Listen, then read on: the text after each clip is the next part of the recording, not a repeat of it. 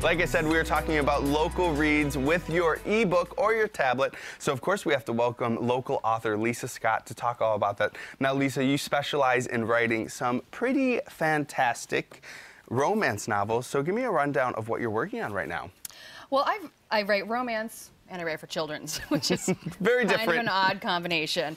But I have a romance series through Bellbridge Books Publishing. It's set in the fictional town of Willowdale, because sometimes the voices in my head have a southern accent. I don't know what to say. That's all right. I think all of the voices in everybody's heads are a little bit different from the person that's writing them, right? Yep. So I'm working on book number 3 in this series, but the first one is No Fool, in which actually won a Reader's Award as one of their favorite books, and Man of the Month is number 2. So these are, these take place in this small town. A lot of fun. The tea is sweet, the men are hot, the gossip's nonstop. And of course, those kind of fun books. You mentioned that you also write children's book. I want to point out this is School of Charm. What is School of Charm about?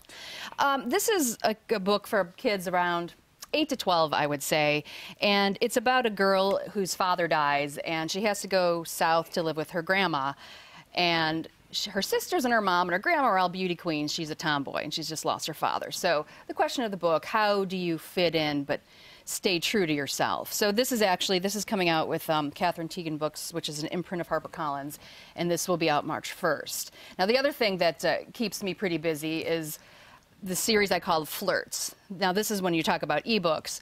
I started self-publishing this Flirt series, which each one features 5 romantic short stories. Each story is about 10,000 words, so you can read each story in about an hour. So I've been hearing from a lot of people who love to read them during their lunch break, while their kids are practicing soccer or whatever.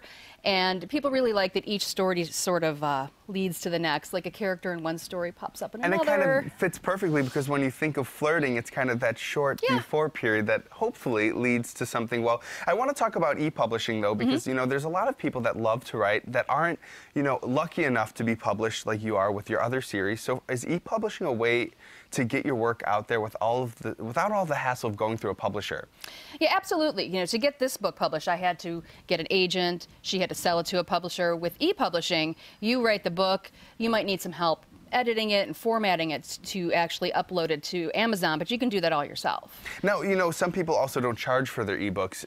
Is that a good way to get your work out there? Just sort of say, hey, check out what I'm doing. You might really enjoy it. Yeah, there's some debate about whether that's a good idea or not, but I actually do that. I have 9 Flirts volumes out, like Beach Flirts, Holiday Flirts, Wedding Flirts, and the very first one that I wrote, which is just called Flirts, I offer for free. So you can actually get that for free on Amazon, iTunes, Barnes & Noble.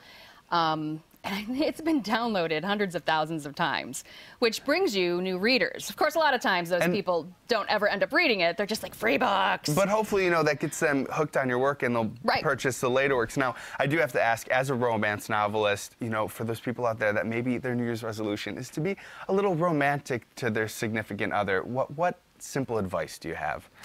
I think, sometimes people think of romance in big, sweeping gestures, and I think it's the little things and I try to focus that on my books.